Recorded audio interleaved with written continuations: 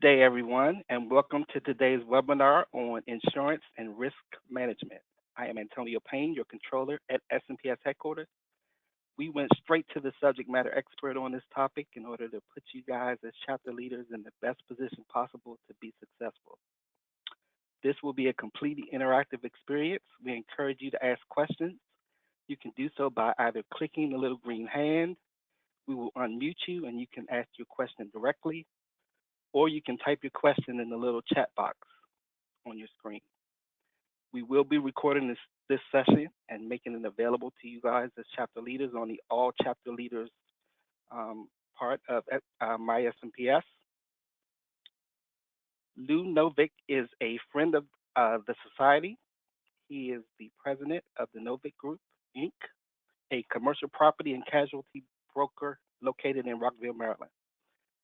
The firm, which is licensed to operate in all 50 states, has been around for more than 18 years. For more than 35 years, he's been actively involved in the not-profit insurance market. He has served on a number of not-for-profit boards, including the Greater Washington Society of Association Executives, the ASAE Center for Association Leadership, and the Finance and Administration Roundtable, serving as its chair in 2007 and 8. We are very lucky to have him today. And with that, Lou, take it away. Thank you, Antonio. Thank you, ladies and gentlemen, for attending. Today's topic is going to be risk management for chapter leaders. And for some of you, the notion of risk management as being a responsibility of leadership, volunteer leaders at the chapter level, may be something of a misnomer. I would take the position that risk management at the level that the chapter volunteer leadership operates is at least as important and maybe even more challenging than it is at the national level. And I say that across lots of different organizations, not just SMPS, for the very reason that oftentimes chapter leadership doesn't have the resources available that a national organization will have available to its board. So you have no lesser responsibility, and yet you may not have the resources available to serve fully. So we're going to try and talk about what some of those responsibilities are and how you can perform those effectively. So let's begin with a brief introduction to the subject of risk. What is risk? Very simply, risk is the uncertainty that arises from future events. Those future events are unknown to you. The goal of chapter leaders and the role that you occupy, because most of you don't have staff, is to, if you accept the premise that you have risk, is to try to understand how you manage that risk. And so risk management is a process by which your association anticipates the events that could impact it adversely, and then looks at opportunities to minimize the likelihood of those events occurring and to mitigate the severity of those events once they do happen. Don't make this more complicated than it needs to be. Risk management at its most basic is nothing more than locking the door on your way out at night. Now, it goes on from there. There's lots of complexity to it, but there are basic risk management steps that you can take at every level that will improve the safeguards that you have for your organization. Avoid losses, avoid the frequency of them, and mitigate the severity of them when they do happen. So what's your role? What's the board's role, volunteer leaders' role in risk management? It begins with your understanding of what your role is as a director or officer of the organization. Let me make it clear. I'm not an attorney, and so if I say anything that sounds like legal, I'll tell you right now it's not. It's the product of risk management meeting and very closely aligning with where legal guidance begins and risk management guidance ends. That line sometimes is not so clear.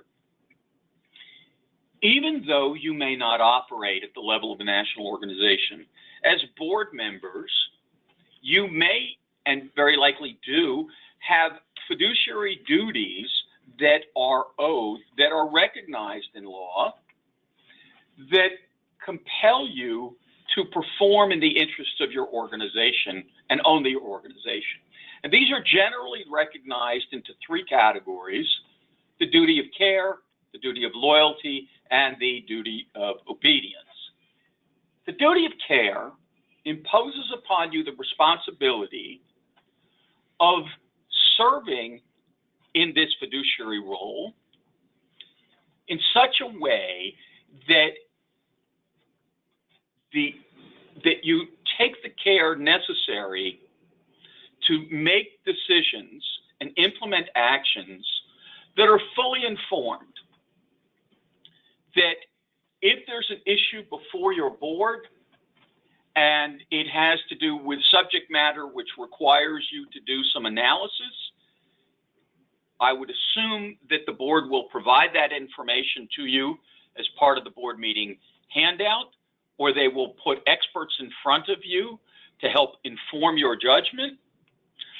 But it is in being prepared for that discussion and the vote that you may be asked to cast at that point that requires that you do the preparation and the study that's necessary that a reasonably prudent person would take in preparing for such a decision.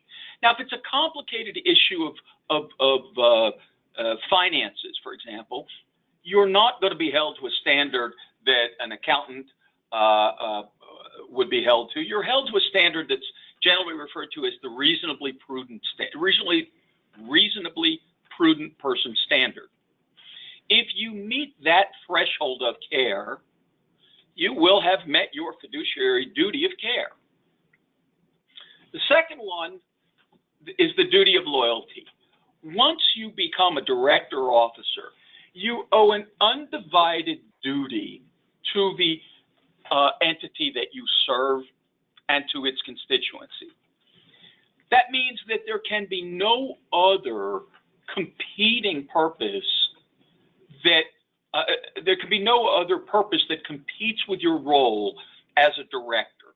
If you have a business relationship with the organization, and perhaps that involves the exchange of goods and services and money, there's no reason that you can't have that, but you need to understand that decisions that you make must be in the best interest of the organization, and your interests become secondary. In fact, every other interest is secondary to those of the organization you serve.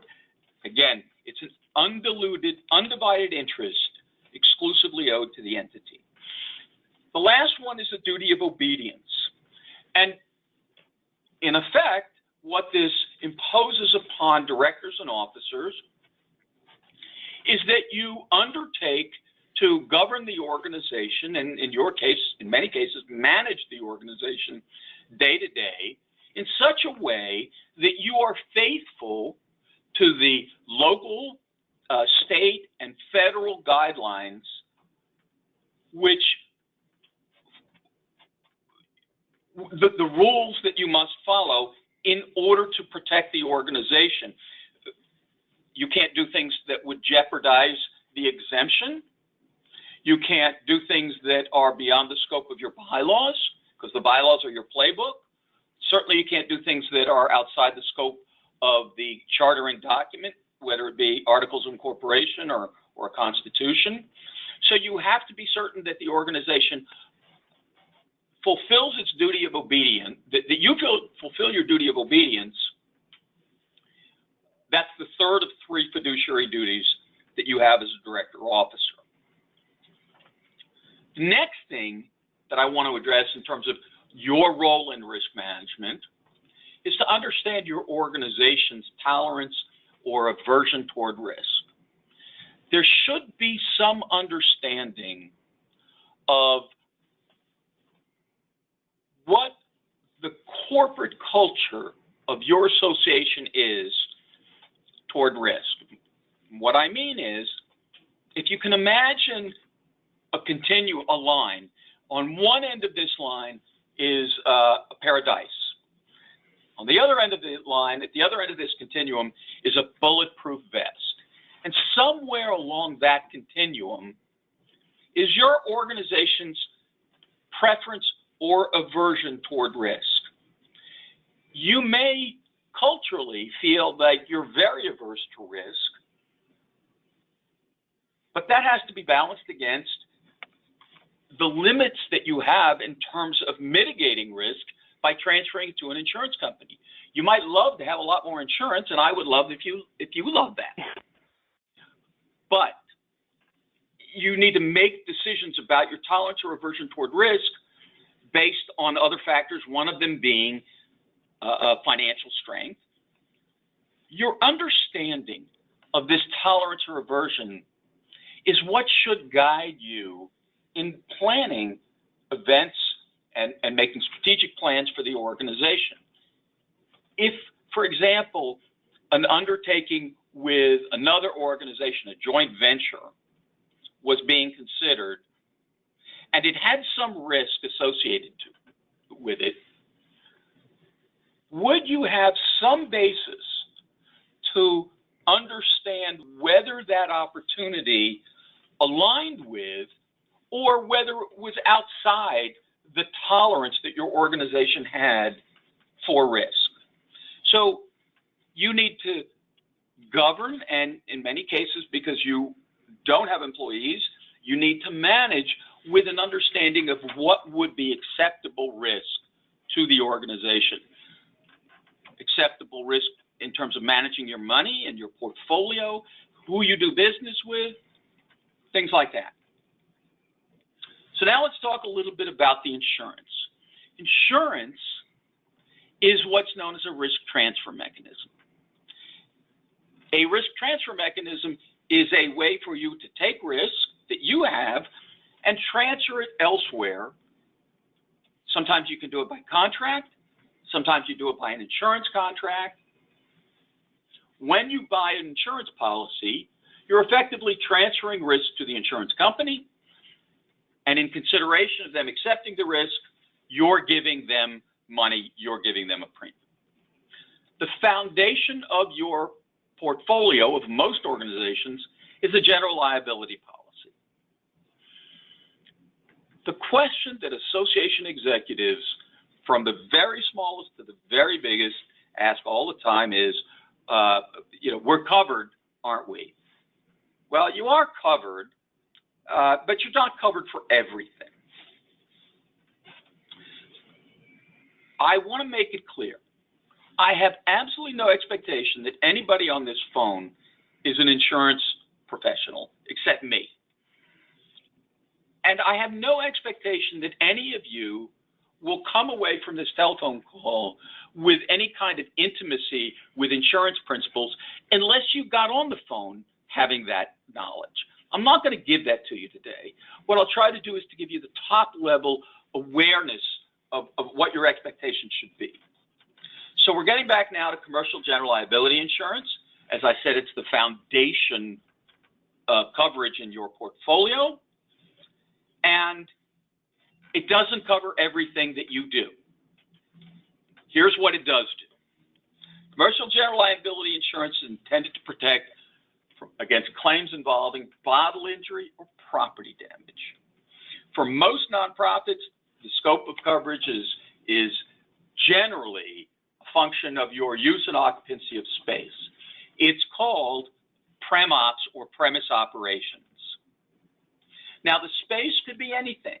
It could be your office, or if you came to my office, it could be my office. It could be a hotel or a convention center. It could be wherever you conduct your business operations. So if you use a hotel, whether you pay for it or not, if you use a hotel for a meeting, you then have coverage for claims involving bodily injury, property damage under your general liability policy for your use and occupancy of that hotel. And if that hotel were to say to you, we'd love to have you, by the way, we'd like to see a certificate of insurance, you'd be able to provide one. Well, you'd call us and we'd issue the certificate. They might even say to you, we'd like to be included as an additional insured. I'm sure many of you are familiar with this. We can do that as well. It's important to know, in fact, I'll put it a different way. It's more important for you to know things that you're not covered for than it is things that you are covered for. So when you read a general liability policy, it should be easy, right? You just read the exclusion section of the policy and you automatically have an understanding of what the exclusions are. Not true. It's not that easy. Sometimes it's hard to tell when the policy is excluding something. And since you can't own all the knowledge you need to have around this policy, what's important is that you have the top level awareness of things that are going to impact you very routinely. So let me stop for a minute and ask if anybody has any questions up until now. Thank you, Lou. I'm checking. I don't have any questions. I do see a couple of hand raised. They happened right after we started, so I'm not sure. Don Bardone, I'm going to unmute you. Just tell me, let us know if you still have a question.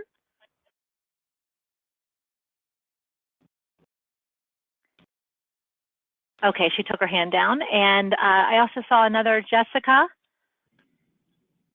Jessica, if you have a question, you can go ahead and ask now. No, I don't. Thank you. Okay. Okay. So let's talk again about the insurance. And then we're talking about a general liability insurance policy. And once again, this policy responds to claims resulting in bodily injury or property damage that result from your negligence or your alleged negligence. And the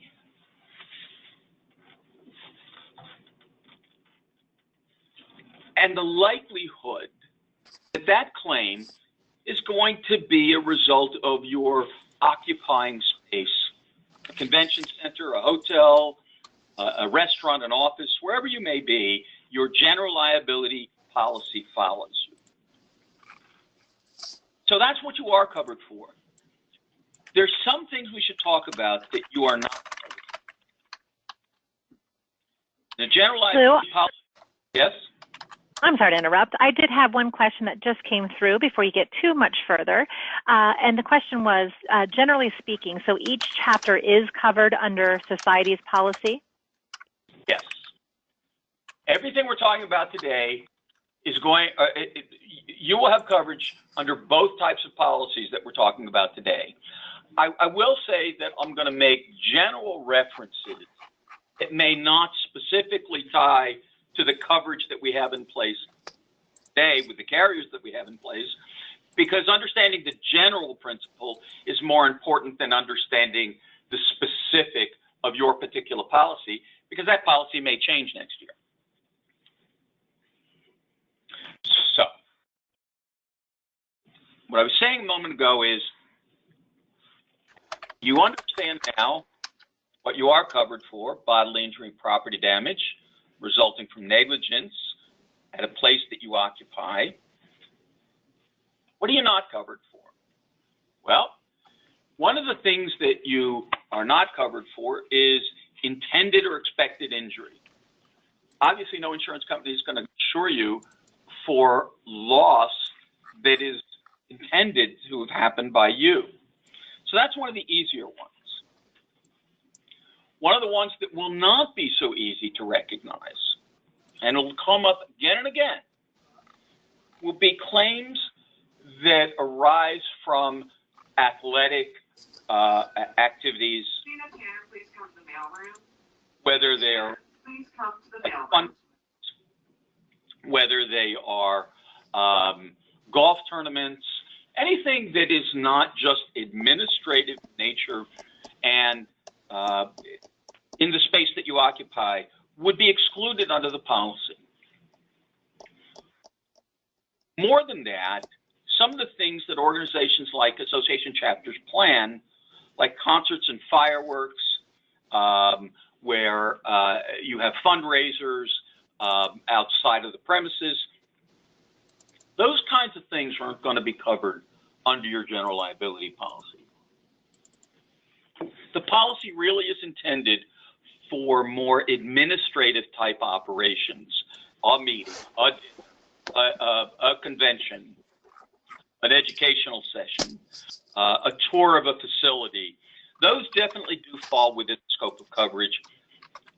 Things that involve athletic activity, things that involve unusual activities like concerts and so forth, those are clearly going to be excluded. And if you're planning something like that,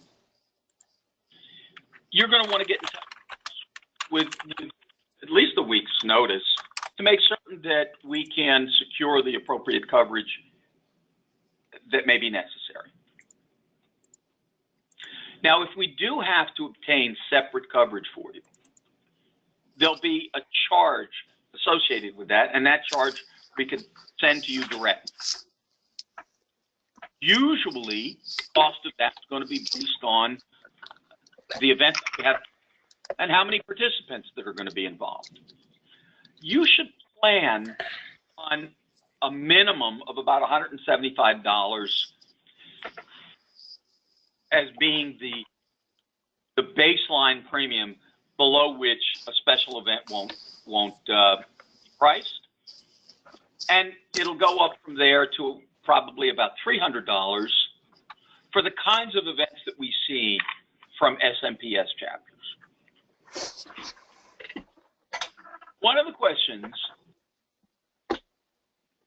that gets asked all the time is whether we are covered for liquor liability. And the answer to the question, much as it is in your own homeowner's policy, is that yes, you are. You're actually covered for liquor, what's known as host liquor liability, your organization is. And it comes to you, as I said before, it's not always easy to figure out. You find that you have this coverage by reading the exclusion section of the policy. And what the exclusion section of the policy says is that the insured isn't covered for bodily injury or property damage caused by or contributed by the intoxication of a person, by the sale or distribution of alcohol, but that only applies if you're in the business of distributing, selling, or serving the alcohol, which you're not. You're not in the business of distributing or selling or servicing alcoholic beverages. That's incidental to your business, and this is known as a host liquor liability exposure. So just homeowners policy, which will have I'm almost certain all of your homeowners policies would cover it. This too covers the incidental service of alcohol. I would encourage you not to receive money for the service of alcohol. If money is going to change hands, it should change hands with a caterer, but you should not be accepting money for the service of a drink to one of your guests. Any questions on that? Let me take a look, Lou. And I'm hearing a little bit of background noise. I'm not sure if it's typing or if we have a little bit of background noise going on, but I have gone ahead and muted all of our panelists. So if you could self-mute yourself just to make sure we don't get the background noise. Okay, let's see if I have any questions for you. Just one moment. Yeah, we've had a few report the background noise, so I'm not sure, Lou, or if someone else is on the line. Just make sure that you're muted, so we're not picking up that noise. We'd appreciate it. Thank you. One more. One moment. Just one moment. It takes me just a moment to see.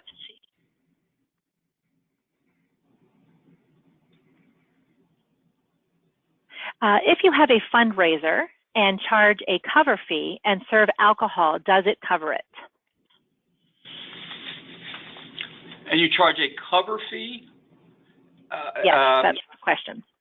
I'm going to presume from the question that the fee is for participation in an event where alcohol is not exclusively the consideration that they're getting. In other words, they're getting some kind of food to go along with the alcohol that you serve. And in that case, I would say without hesitation that coverage would apply.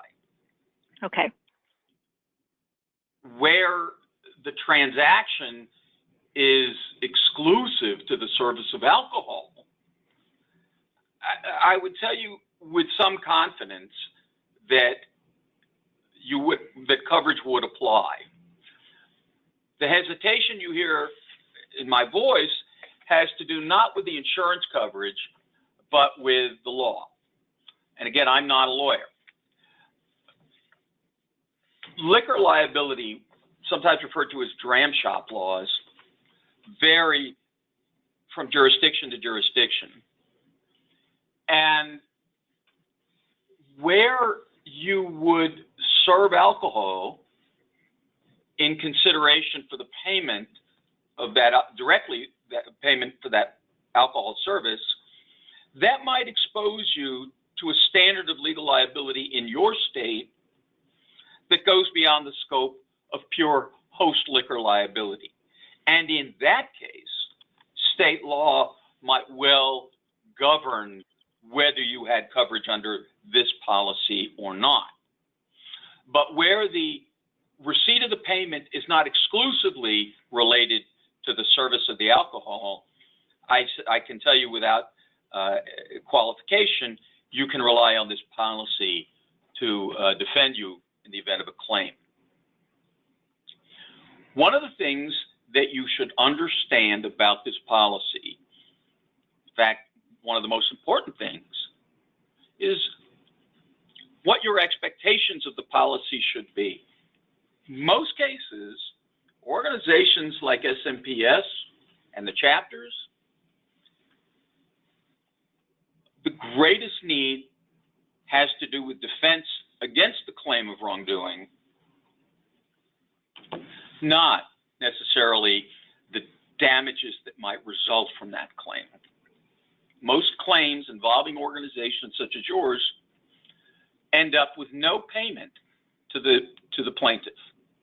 More than half of the claims involving organizations such as yours close with nothing paid to the complainant. There may be defense costs associated with it.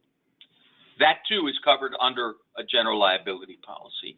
In fact, that's the value, that principal value for most insureds is defense costs. So I'm going to rearrange the order of the slides, and we're going to move to another type of coverage, also found in your in the SMPS chapter portfolio. This is directors and officers liability.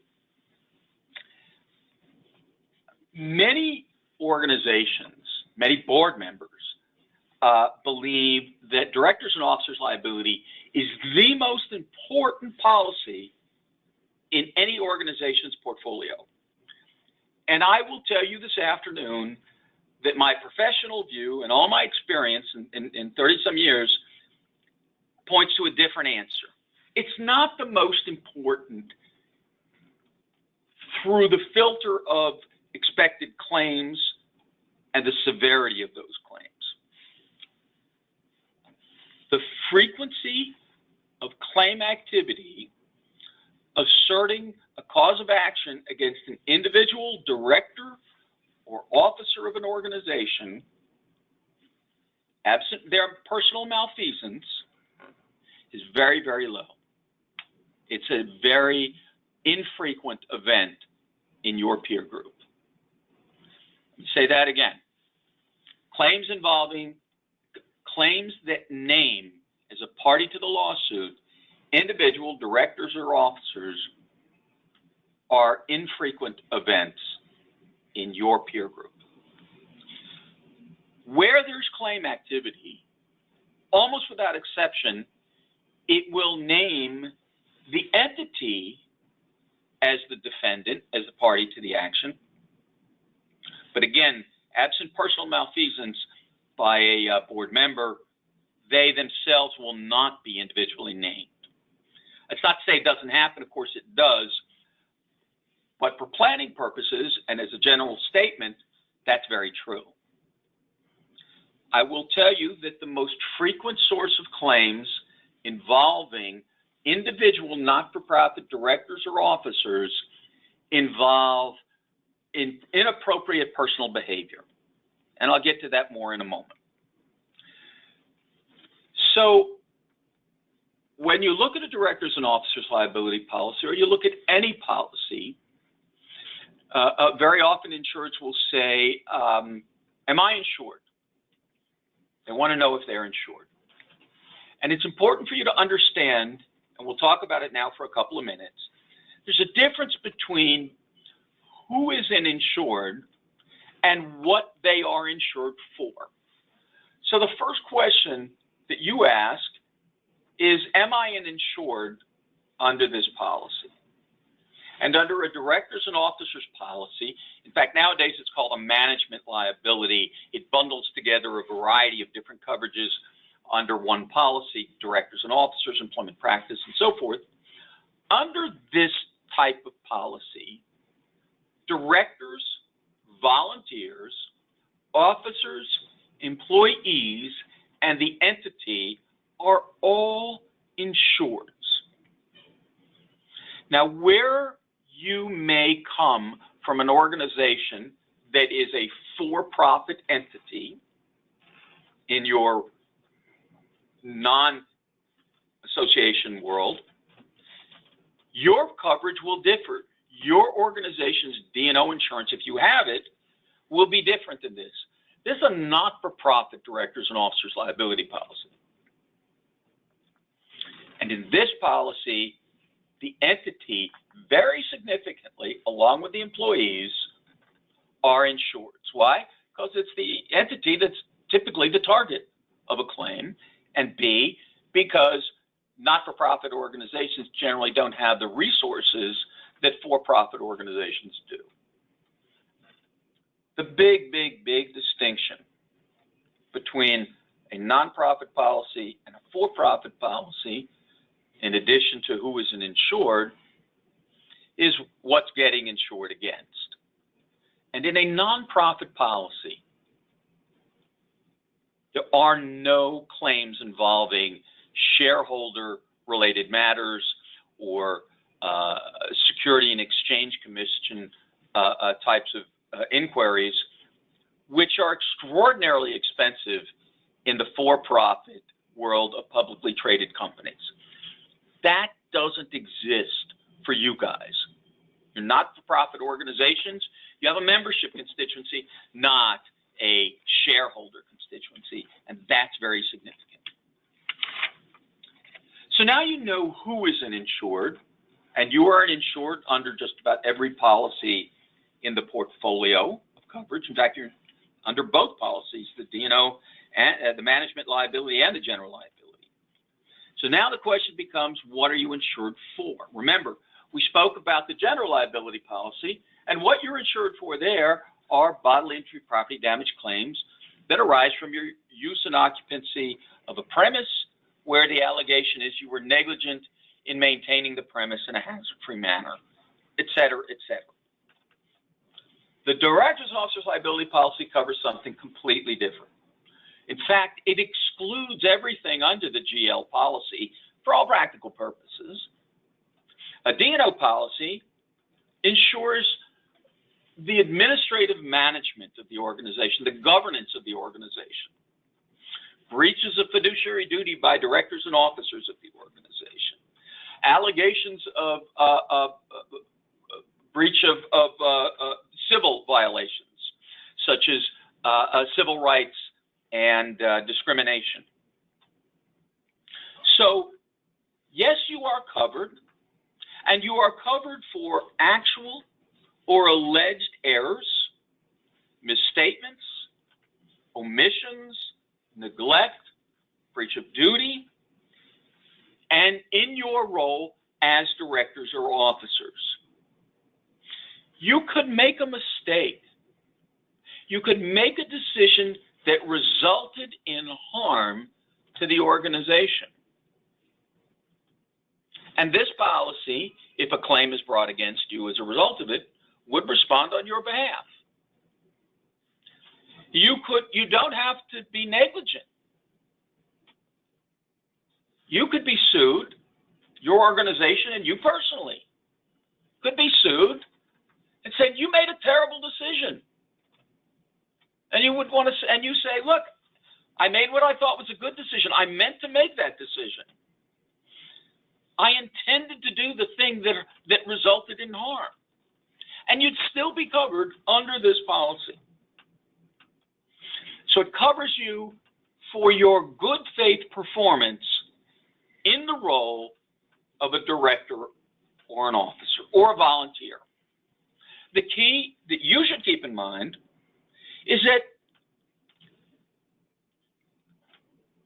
the action that you took has to have been taken within the scope of your authority pursuant to that capacity of being a director or an officer or a volunteer. If you did something, I'll give you an example. You're the chair of the organization, and I just made a presentation to your organization about insurance, and I walk out the door, and you say, that guy Novick knows nothing about insurance. And I get wind of it, and I say, well, you've defamed me now. I'm going to sue you. In your capacity as the chair, you would be covered if I bring that lawsuit. Let's make a little bit different example. We go to dinner after the board meeting. It's an unofficial event. Same thing happens. You stand up and say, Novick, that presentation, he knows nothing about insurance. Nothing. That would not be okay with me, and it wouldn't be okay in terms of coverage under your policy, because at that point, you were no longer acting in your capacity as a director or an officer of the organization. That's known as an uninsured capacity. So it's important to understand what the role is that you have and the importance of taking actions that fall within the scope of that role if you're going to be looking for coverage under this policy. The next thing involves the biggest exposure to nonprofit organizations of all, under this or any other policy. And fortunately for you, for most of the folks on this call, I would think, it doesn't apply to you. It involves employment practice liability. For not-for-profit organizations, for the SMPS peer group, larger and smaller, the single biggest source of claims are those involving adverse employment actions. Perhaps it's a wrongful termination, it's a failure to hire, a failure to promote, wrongful deprivation of a career opportunity, a retaliation. You know, each jurisdiction will have a list of torts. This policy responds to all of that. Well, much of that. That is the most frequent source of claim among not-for-profit organizations. High frequency, relatively low severity event. What you're so fortunate as chapter execs is that chances are you don't have employees, and so for the most part, this big source of claim activity really doesn't touch you. Why then would we include employment practice liability in your portfolio, in your policy? It's because you can do things other than strictly adverse employment actions that could cause a lawsuit. You could have a contractor come in and make an inappropriate gesture, or you could discriminate, or any number of wrongful actions. And even though that wasn't your employee, were a claim to be brought against you, it would trigger coverage under the employment practice liability section. You could make inappropriate, you could have one director acting inappropriately towards another director. I go to a meeting, we go to the reception afterward, whatever the course of the evening might be, and you harass me. That too would be covered under the employment practice liability section. Keep in mind again that these are, at this point, they're not such frequent events. Unlike employment practice liability, this board-on-board behavior, board-on-contractor behavior is not all that frequent a source of claim.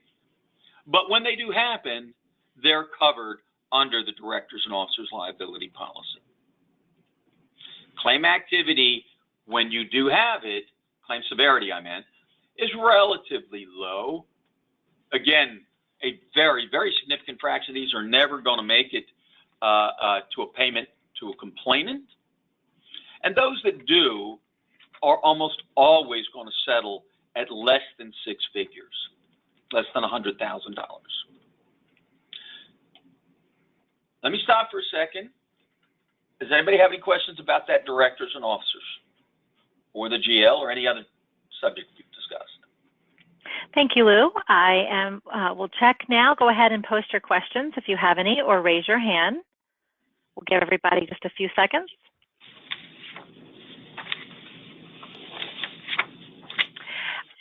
You may have addressed this, Lou. This was a question from a bit earlier, but just to make sure we don't miss it. If a volunteer is volunteering at a local chapter, a local charity, so it's something outside of a chapter function, if they volunteer at a local charity, is that covered? No. On behalf of their chapter? No. And that's known.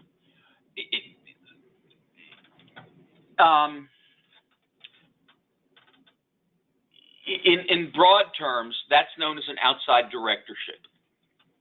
Now, let me change the question just a little bit, but I think it will answer the person's question. Okay. If you are serving in a capacity, director, officer, committee member, volunteer for another organization, and it's unrelated to your SMPS service, there's no question about it, that's not covered. If you are instructed by SMPS or you petition SMPS to permit you to serve in an outside directorship representing the association, that too, that would not by itself qualify you for coverage. But if the organization does authorize you to do it in writing, and you do it, and you report it to our office by saying,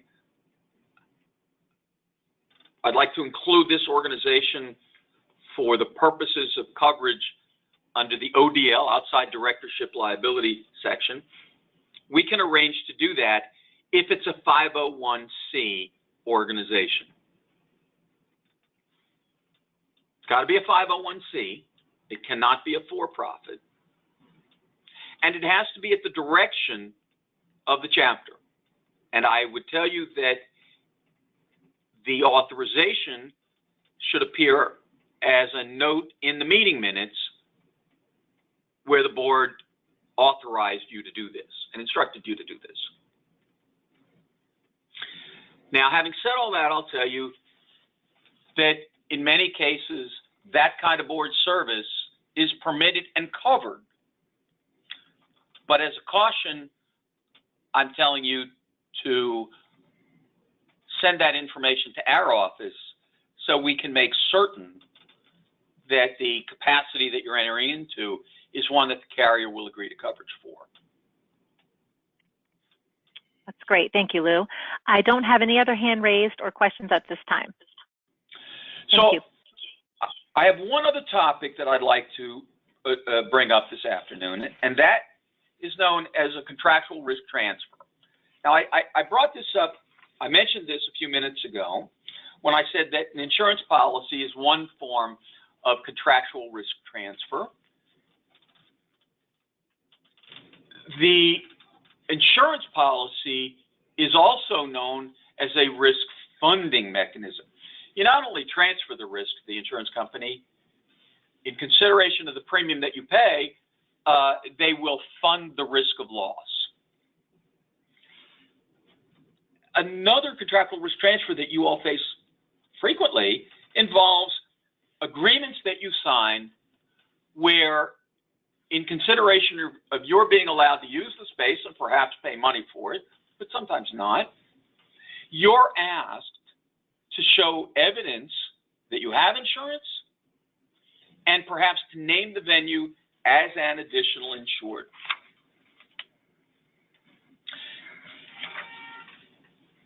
What these agreements incorporate is a provision known as a risk transfer provision, referred to as indemnification and hold harmless. It's a contractual provision whereby the liability of one party is assigned to another party. The organization that assigns liability, think of a hotel and think of your chapter.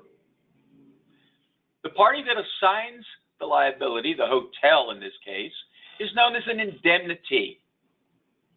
The other party, your chapter, is known as an indemnitor. The indemnitor indemnifies the indemnity. And what do you indemnify them for? Well, indemnity means to stand in the shoes of. It means to pay on their behalf whatever sums they become obligated to pay as a result of whatever you've agreed to in your contract. If you've agreed to use their restaurant or their hotel room and indemnify them from loss arising from that, that's your indemnification obligation. It's very important to know that when you sign agreements like this, you'll be held to them. It's also important to know that in most cases, had you not signed the agreement, there would have been no obligation under law that you perform as an indemnitor. So what you're doing is you're accepting the responsibility as a result of signing the contract that you wouldn't have otherwise had. It's incumbent upon you, and this is one of the most challenging things you're called on to do. It's incumbent upon you as directors and officers to make certain that when you sign agreements such as this, you don't put the organization at risk. You don't agree to indemnify and hold harmless a third party for claims that might not be the result of your own operations, and even further, might not be covered under your insurance policy. And why do I say that? Because many of these claims, many of these agreements obligate you to do just that. You agree to indemnify and hold the other party harmless from and against all liability that arises in connection with your use and occupancy of their premises, excepting their sole gross negligence or willful misconduct. That's an awful lot of burden for you to take on. It exposes you to risk over which you have no control in many cases, and over which you may not have any coverage. I'll give you an example. Let's say you rent the ballroom at the local Ramada, and your agreement says you'll indemnify and hold harmless. It also says a lot of other things like food and beverage and the way the tables get set up and so on and so forth. And it also says that you'll accept the facility as is, condition. And then goes on to say you'll indemnify and hold them harmless from and against any and all liability that arises in connection with your use and occupancy, except their sole and gross negligence. Angela and I come to the event. We're dancing on the floor, and there's a crack in the floor. I trip, fall, hurt my knee, hurt myself, and now I have a bodily injury claim. I sue you, and I sue the hotel. The hotel takes my lawsuit and turns around and hands it to you. Why? Because you assumed the risk of loss in the agreement to indemnify, hold them harmless, any and all liability that arises in connection with your use and occupancy of the premise. I don't expect that you as association execs will be able to read these contracts, both license agreements, lease agreements for the use of space, or the insurance policies with the kind of precision that will allow you to laser in on these things. I really don't. It's such a tough spot that you're in. But at the same time, I can't do anything less than caution you about the importance of having some effort devoted to reviewing these agreements, including these provisions that I'm referring to, the hold harmless, the indemnification, the insurance. Sometimes there's a limitation of liability. You can't perform your fiduciary duties fully if you don't devote yourself to it in some measure. Any questions? I've completed the subject matter parts of the discussion. Any questions about what we've talked about here? Lou, again, I find that most of the questions we're receiving relate to special events. Those, many of our chapters have golf tournaments or dinner cruise tours, project tours where they take members out in a hard hat tour to view an architectural building. And so those are the types of requests that we often receive, and, direct them to Novick to secure a special event insurance policy. So did you want to talk just a bit? I know you probably covered that, but just to hit that home a bit more. Sure. So it should be clear, I'll make it clear, that a special event liability policy is no different than the general liability. It's the same thing. It's just that the general liability policy that you have day to day has exclusions for the kinds of activities that we were just talking about, the watercraft event, the golf event. A special event liability policy is nothing more than a general liability policy that doesn't have those particular exclusions on them, because it's underwritten for the very purpose of hosting that event. So you should know that it's the same type of coverage. We just call it special event liability. But typically chapters have in the past had to purchase. So anywhere from $250 to $500, it could be upwards of $1,500 if it's, they're going on a ski trip. So there typically is an additional purchase of a special event coverage. Absolutely, by the chapter. There's a cost to that. I'm surprised that it was up as high, that you've had an experience of it being as high as $1,500. That's for a single special event. That's a pretty healthy premium. That was a regional conference. They were in NASCAR racing around a track. Well, okay. I'm surprised it was only $1,500 then. But the typical are those special events that may happen at a museum if they have an event to protect themselves, getting a certificate of insurance, or like we said, the hard hat tours and the other. Those typically tend to be, like you said, much lower cost to the chapter for that special event insurance. Yeah, I would imagine that they would be. It is because look, what we're trying to do is to keep the cost of insurance down for all the chapters for the large bulk of events that you have need for coverage for.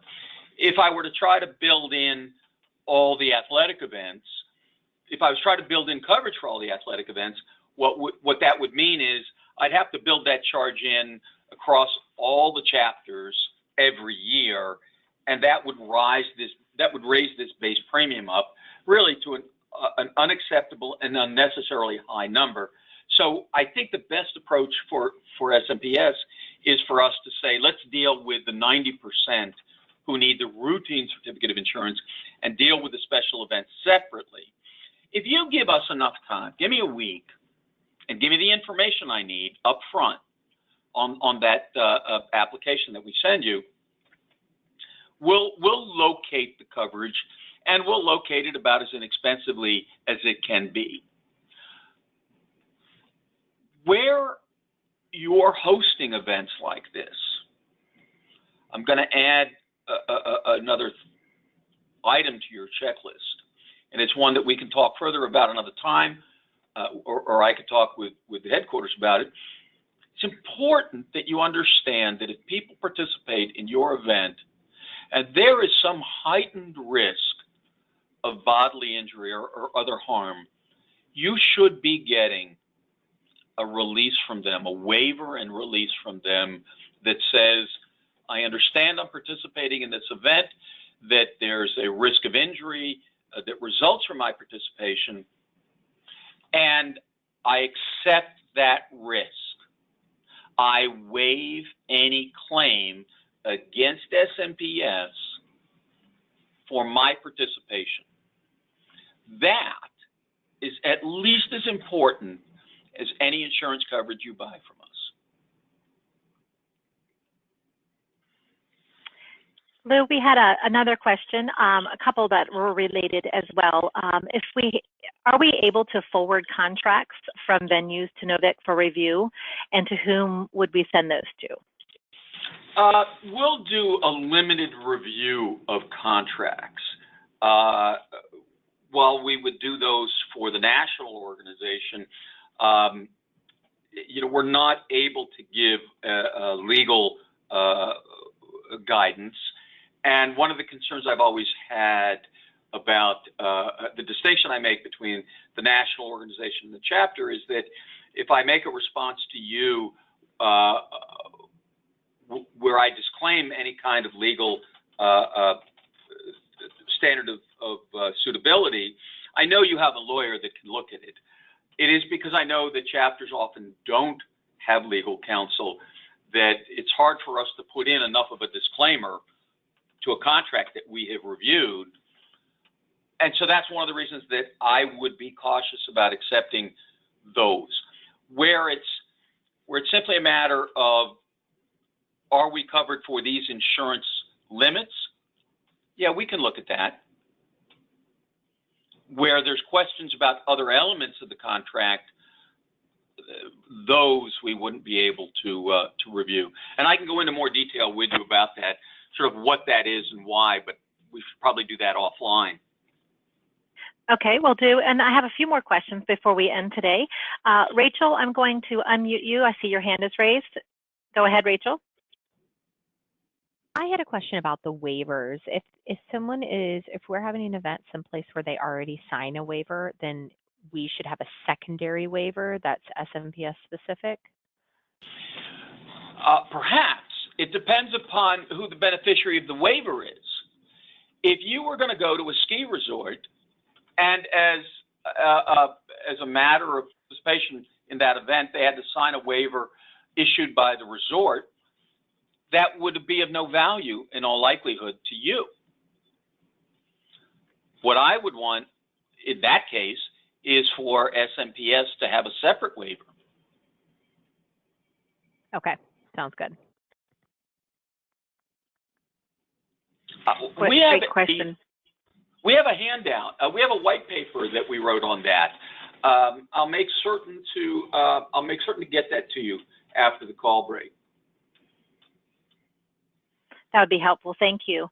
And I think this, again, relates. If attendees sign a waiver to attend an event, like a charity clay shoot, for example, do we still need special event insurance to cover SMPS? Yes. Keep in mind that a waiver or a release or a disclaimer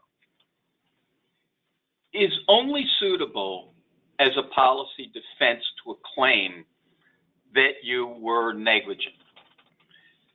Even though I signed that, it doesn't mean that you can be certain that you'll be able to rely on it if something bad happens that was presumably covered by the waiver that I signed.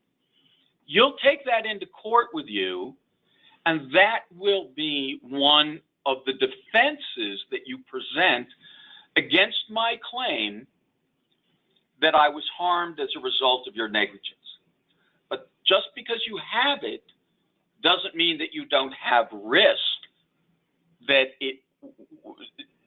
because it may be insufficient, it may be inadmissible, it may be defective, it may be useful in the jurisdiction where it was signed, but not in the jurisdiction where the case is being litigated or where the harm occurred. So it's an important risk management tool, but it doesn't stand on its own as being sufficient. You'll still have to go into court and defend yourself.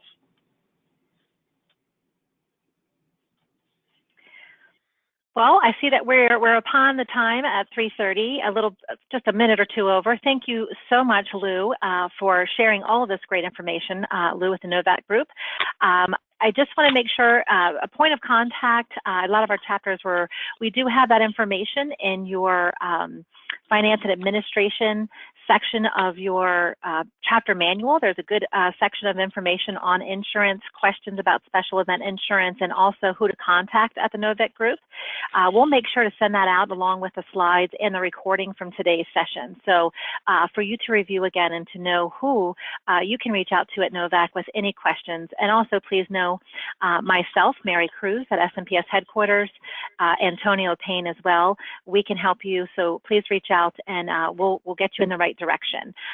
Thank you so much for joining the call today. Antonio, did you have anything else?